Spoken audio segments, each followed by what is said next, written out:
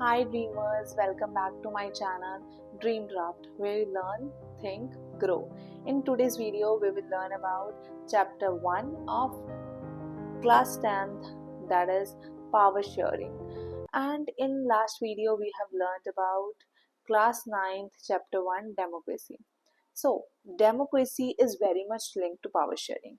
If there will be democracy then there will be power sharing. अगर democracy नहीं है तो पावर शेयर नहीं होगी.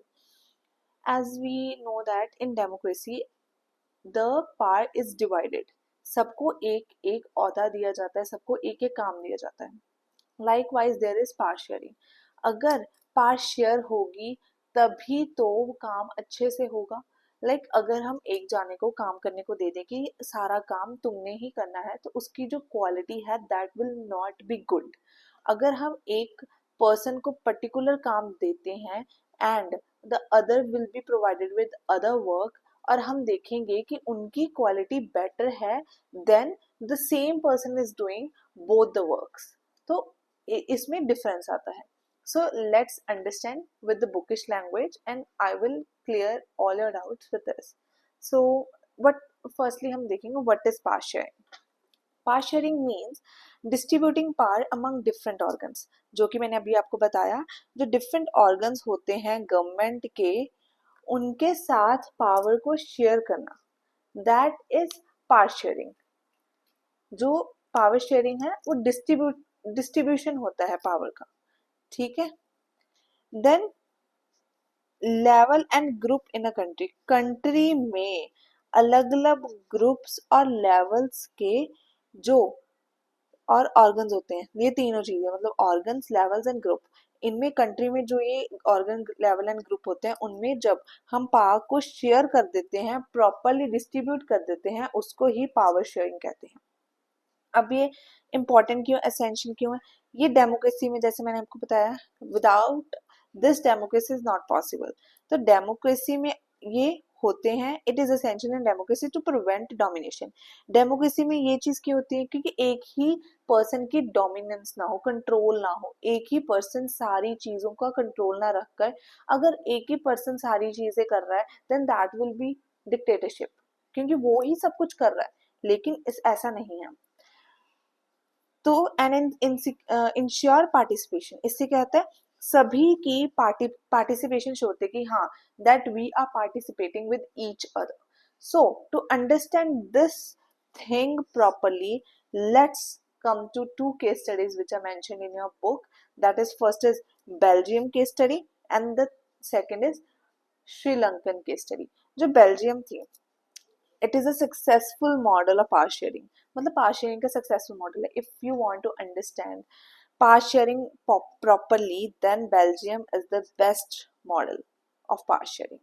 So earlier क्या था? जो power sharing थी, डच में डच स्पीकिंग पीपल थे in Belgium. There were 59% of Dutch speaking people and French speaking were 40%, whereas the German were only 1%. अब आप बताइए इनमें से मेजोरिटी किसकी है? मेजोरिटी डच, जो डच लैंग्वेज बोले उनकी मेजोरिटी है कि जो फ्रेंच और जर्मन बोल रहे हैं. द डच, जो डच पर्सन्स हैं, जो डच पीपल थे, द स्पीकिंग डच लैंग्वेज, उनका क्या था? दे आर 59, उनकी मेजोरिटी थी. एंड जो फ्रेंच थे उनकी हम कह सकते हैं फ्रेंच और जर्मन वालों की माइनॉरिटी थी. बट इसका असर क्या हुआ? इसका असर ये हुआ कि जो ब्रुसेल्स थी, ब्रुसेल्स क्या है? ब्रुसेल्स है कैपिटल है, बेल्जियम की कैपिटल है ब्रुसेल्स. इसमें हम कहेंगे रिवर्स थी वो चीज. कैसे? जो डच स्पीकिंग थे उनकी मेजोरिटी थी कंट्री में, बट ब्रुसेल्स में उनकी माइनॉरिटी थी, जिसकी वजह से बहुत ज्यादा असर पड़ा. एंड ब्रुसेल्स में क्या हुआ? ब्रुसेल्स में इनकी कॉन्फ्लिक्ट शुरू हो गई as French were dominating Dutch people. क्योंकि ब्रुसेल्स में फ्रेंच ज्यादा थे, डच कम थे, लेकिन पूरी कंट्री में डच ज्यादा थे, फ्रेंच कम थे. इसकी वजह से क्या हुआ? फ्रांस, जो फ्रेंच स्पीकिंग पीपल थे, उन्होंने उनके ऊपर कंट्रोल करना शुरू कर दिया. तो इन्होंने मेजर्स क्या लिए, क्या चीजें इन्होंने कही कि जिससे इनको फायदा हो सकता है?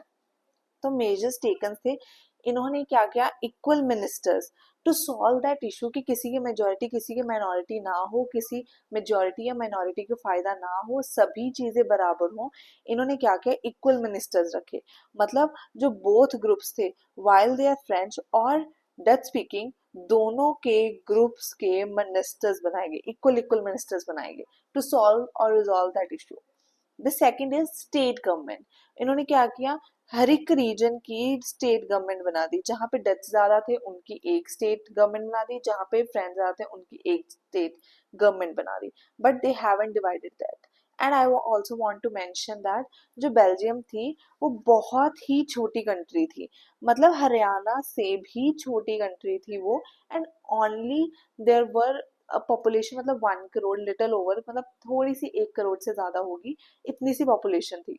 मतलब वहाँ की पॉपुलेशन भी ज्यादा नहीं थी, but they are having a great conflict, उनमें कॉन्फ्लिक्ट बहुत ज्यादा था। ठीक है, और उसके बाद नेक्स्ट हमारी चीज थी जो जैसे कि मैंने आपको बताया, स्टेट गवर्नमेंट डिफरेंट रीजन्स के उन्होंने क्या बना दिए, स्टेट गवर्नमेंट्स बना दी। ठीक है, उसके बाद आता है हमारी कम्युनिटी गवर्नमेंट। उन्होंने कम्युनिटी गवर्नमेंट भी बनाई, लाइक कोई कल्चरल एक्टिविटीज हैं, ठीक है, कोई कल्चरल एक्टिविटीज हैं, या फिर हमारी एजुकेशन है और लैंग्वेज है, उनके लिए उन्होंने क्या किया, एक कम्युनिटी बना दी कि हर हर लैंग्वेज बोलने वाले की अलग कम्युनिटी होगी, and they are performing their own cultures, उनकी एजुकेशन सब कुछ उनके लिए कम्युनिटी गवर्नमेंट बना दी, जिससे उनको फायदा हुआ।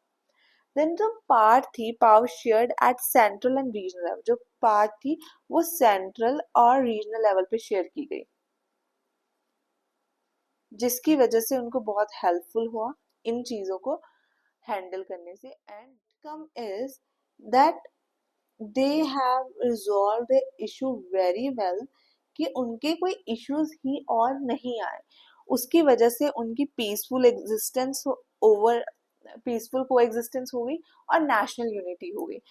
हम जब भी कोई चीज को पढ़ते हैं, कोई भी उनकी इश्यूज होते हैं, तो हमें उनसे क्या पता लगता है, हमें उनसे ये पता लगता है कि यूनिटी हुई होगी, पीसफुल हुए होंगे। अगर हम किसी कॉन्फ्लिक्ट को रिजॉल्व कर लेते हैं तो ये दो चीजें निकल के आती हैं, एंड दैट इज द कहेंगे आउटकम, उनका आउटकम ये निकल के आया। Then the second case comes Sri Lankan case.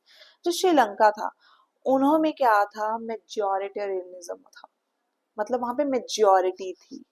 Majority किसकी थी, सिन्हालास थे, वो 74% थे, और जो सिन्हालास सिन्हाला लैंग्वेज बोल रहे थे वो थे बुद्धिस्ट।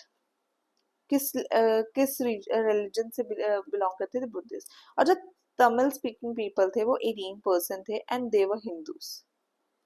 ठीक है, और बाकी वहां पे क्रिश्चियंस भी थे, वो 1% थे क्रिश्चियंस।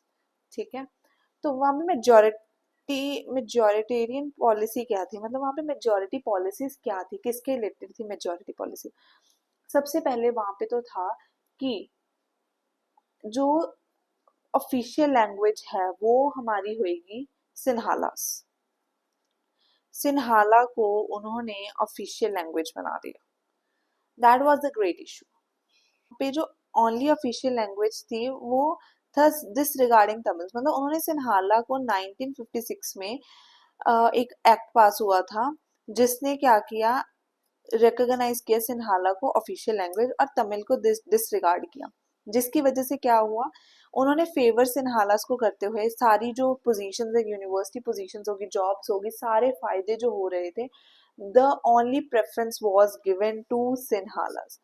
पहले तो ऑफिशियल लैंग्वेज सिन्हाला बना दी, दूसरी जो सारी प्रेफरेंस थी वो सारी, मतलब एजुकेशन के रिलेटेड हो या जॉब्स के रिलेटेड हो, वो सारी प्रेफरेंस किसको दी जा रही थी, सिन्हालास को दी जा रही थी। एंड द बुद्धिज्म, जो बुद्धिज्म प्रमोट करते थे, ओनली जो वहाँ पे रिलीजन था वो बुद्धिज्म ही प्रमोट हो रहा था, मतलब बाकी हिंदू जो थे या अदर क्रिश्चियंस थे उनको प्रमोट नहीं कर रहा था, उनको बोलने का हक नहीं दिया जा रहा था। Only thing was given, Buddhism को ही डोमिनेटिंग रिलीजन बनाया गया था। तो इससे आउटकम क्या निकल के आया, इससे आउटकम निकल के आया कि जो तमिल्स का प्रोटेस्ट था कि नहीं हमें भी इक्वल राइट चाहिए, ठीक है, उन्होंने क्या की, सिविल वॉर की। अब सिविल वॉर क्या होती है, सिविल वॉर होती है कि जब कोई वायलेंट कॉन्फ्लिक्ट हो रहा है ग्रुप के अंदर, एंड जो कंट्री में इंटेंस सिचुएशन दिखाई दे रही है, वो ऐसे दिख रहा है कि वॉर हो रही है, उसे हम सिविल वॉर कहते थे। जब तमिल स्पीकिंग पीपल और सिन्हाला स्पीकिंग पीपल्स में प्रोटेस्ट हो रहा था, and it seems like a war, उसकी वजह से क्या हुई, सिविल वॉर हो गई। सिविल वॉर होने के बाद क्या हुआ, सिविल वॉर हुई, उससे हमारा जो सिविल वॉर होने के बाद क्या था, जो तमिल से उन्होंने डिमांड किया कि हमें सारी सिचुएशंस चाहिए, हम तमिल्स को सारे फायदे मिलने चाहिए, हम ऐसे नहीं रह सकते। ये सारी चीजें किसने कही, तमिल्स ने कही।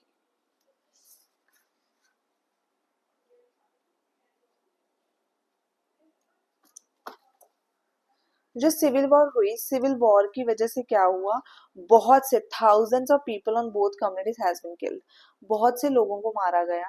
And Sri Lankan excellent record of economic development education, but the civil war has caused a terrible setback to the social cultural and economic life of the country. It ended in 2009। मतलब इसकी वजह से बहुत से इश्यूज हुए, and at the end क्या हुआ कि 2009 में ये सिविल वॉर एंड हुई। बट जो इंडिपेंडेंट तमिल एलम, तमिल स्टेट, हम वो तमिल्स क्या कह रहे थे, हमें तमिल एलम चाहिए, मतलब एक अलग स्टेट चाहिए। क्यों करके उनकी सारी जो राइट्स थे उनको कोई राइट नहीं दिया जा रहा था, उनको प्रोटेस्ट करना पड़ा, बहुत करना पड़ा, इसकी वजह से बहुत से इशू है, और उनका जो इसमें एंड हुआ 2009 में, विच इज एंड हुई। And so let's see what we have learn. सो हमने क्या पढ़ा, तो बेल्जियम ने क्या किया, अपनी चीज को रिजॉल्व करने के लिए पावर को शेयर कर लिया, जिसकी वजह से क्या निकल के आया, यूनिटी निकल के आ गई। एंड इन श्रीलंका, श्रीलंका में क्या किया, उन्होंने इग्नोर किया जो उनकी डाइवर्सिटी थी। मतलब जैसे कि आप देख सकते हैं, उनके पास भी सिन्हाला स्पीकिंग पीपल थे, उनके पास भी तमिल स्पीकिंग पीपल थे, उन्होंने उन चीजों को, डाइवर्सिटी को इग्नोर करते हुए क्या आ गया, अगर हम किसी चीज को इग्नोर करेंगे तो क्या निकल के आएगा, कॉन्फ्लिक्ट निकल के आएगा। That's the reason, after ignoring all the diversity they are not understanding each other, जिसकी वजह से क्या हुआ, कॉन्फ्लिक्ट हो गया। तो हमें इस चैप्टर से लेसन क्या मिलता है, दैट पावर शेयरिंग, अगर हम पावर को शेयर करते हैं तो मेंटेन करते हैं पीस। अगर पावर शेयर होएगी तो पीस मेंटेन होएगी, ट्रस्ट मेंटेन होगा, एंड डेमोक्रेसी मेंटेन होगी।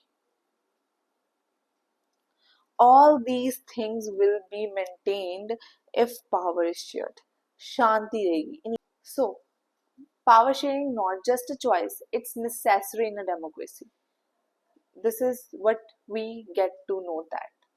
And this is the end of this video, and in the next video we will learn why power sharing is essential in democracy, and explore the different types of power sharing used in countries like India. Thank you, we will see you in next video, and also don't forget to like, subscribe and hit the bell icon